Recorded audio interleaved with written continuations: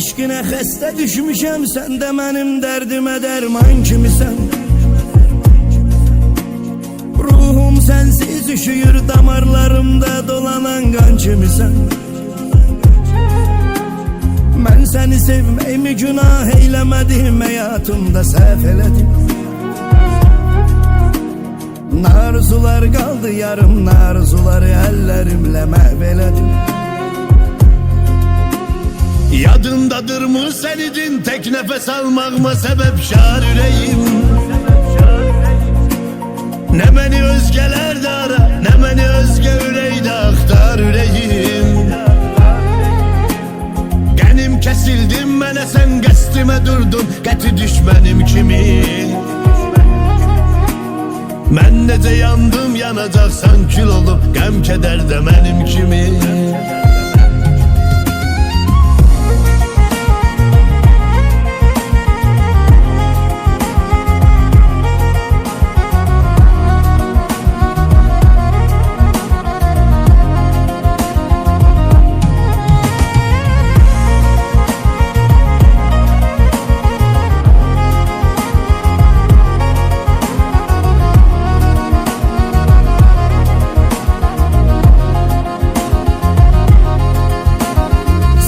Olub tək gecələr sübhə qədər sızlamışam, ağlamışam.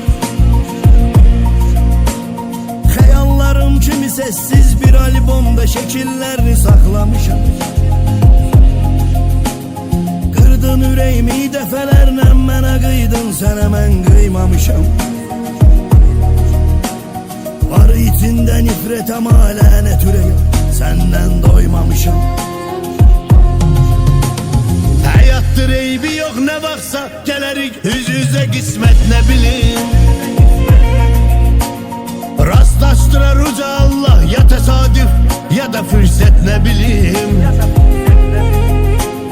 Gözlerindeki kederi, üzüntünü hisseleyip bakım keçim.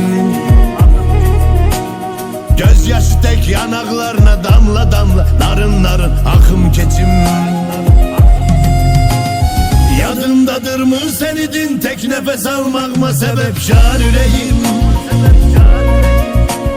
Ne beni özgeler de ara, ne beni özge üreyde aktar ürəyim.